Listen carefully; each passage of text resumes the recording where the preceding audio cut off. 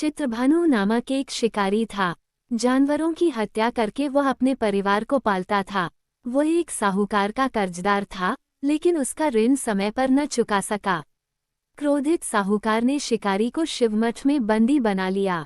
संयोग से उस दिन शिवरात्रि थी। शिकारी ध्यानमग्न होकर शिव संबंधी धार्मिक बातें सुनता रहा। चतुर्दशी को उसने शिवरात्रि व्रत की कथा भी सुनी। शाम होते ही साहूकार ने उसे अपने पास बुलाया और ऋण चुकाने के विषय में बात की। शिकारी अगले दिन सारा ऋण लौटा देने का वचन देकर बंधन से छूट गया। अपनी दिनचर्या की भांति वह जंगल में शिकार के लिए निकला, लेकिन दिन भर बंदी गृह में रहने के कारण भूख प्यास से व्याकुल था। शिकार खोजता हुआ वह बहुत दूर निकल गया।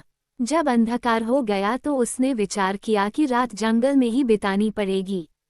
वह एक तालाब के किनारे एक बेल के पेड़ पर चढ़कर रात बीतने का इंतजार करने लगा। बिल्व वृक्ष के नीचे शिवलिंग था जो बिल्वपत्रों से ढका हुआ था। शिकारी को उसका पता न चला। पड़ाव बनाते समय उसने जो टहनियां तोड़ी वे संयोग से शिवलिंग पर गिरती चली गई। इस प्रकार दिन भर भूखे प्यासे शिकारी का व्रत भी हो गया और शिवलिंग पर बिल्वपत्र भी चढ़ गए। एक पहर रात्रि बीत जाने पर एक गर्भिणी हिरनी तालाब पर पानी पीने पहुंची। शिकारी ने धनुष पर तीर चढ़ाकर ज्यों ही प्रत्यंचा खींची, हिरनी बोली, मैं गर्भिणी हूँ, शीघ्र ही प्रसव करूंगी। तुम एक साथ दो जीवों की हत्या करोगे, जो ठीक नहीं है। मैं बच्चे को जन्म देकर शीघ्र ही तुम्हारे समक्ष प्रस्तुत हो जाऊंगी, तब मार लेना। शिकारी ने प्रत्यंचा ढीली कर दी और हिरनी जंगली झाड़ियों में लुप्त हो गई।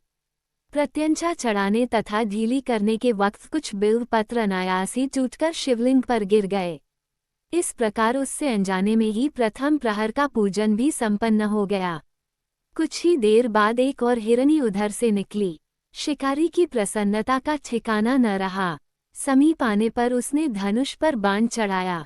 तब उसे देख हिरनी ने विनम्रतापूर्वक निवेदन किया, हे शिकारी, मैं थोड़ी देर पहले ऋतु से निवृत्त हुई हूँ, कामातुर विरहिणी हूँ, अपने प्रिय की खोज में भटक रही हूँ। मैं अपने पति से मिलकर शीघ्र ही तुम्हारे पास आ जाऊंगी। शिकारी ने उसे भी जाने दिया। 2 बार शिकार को खोकर उसका माथा ठनका।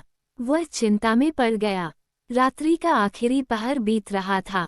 इस बार भी धनुष से लगकर कुछ बेलपत्र शिवलिंग पर जा गिरे तथा दूसरे प्रहर की पूजन भी संपन्न हो गई। तभी एक अन्य हिरनी अपने बच्चों के साथ उधर से निकली। शिकारी के लिए ये स्वर्णिम अवसर था। उसने धनुष पर तीर चढ़ाने में देर नहीं लगाई। वह तीर छोड़ने ही वाला था कि हिरनी बोली, हे शिकारी, मैं इन बच्चों को इनके पिता के हवाले करके लौटाऊंगी। इस समय मुझे मत मारो। शिकारी हंसा और बोला, सामने आए शिकार को छोड़ दूं, मैं ऐसा मूर्ख नहीं। इससे पहले मैं 2 बार अपना शिकार खो चुका हूँ। मेरे बच्चे भूख प्यास से व्यग्र हो रहे होंगे। उत्तर में हिरनी ने फिर कहा, जैसे तुम्हें अपने बच्चों की ममता सता रही है, ठीक वैसे ही मुझे भी।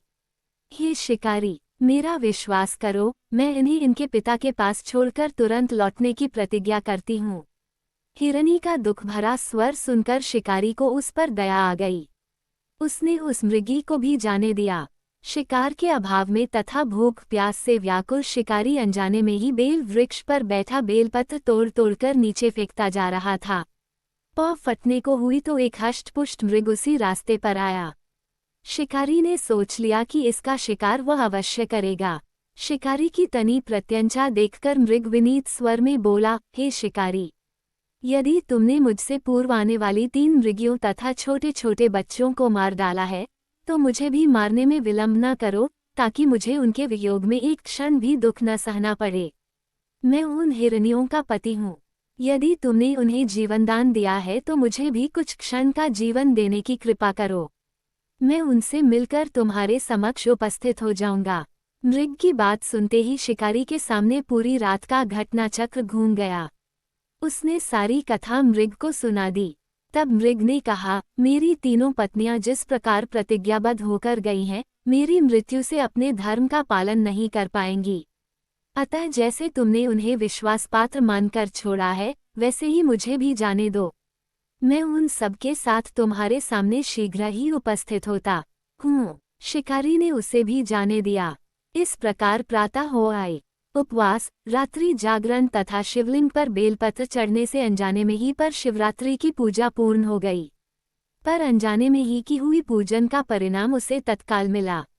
शिकारी का हिंसक हृदय निर्मल हो गया, उसमें भगवद शक्ति का वास हो गया।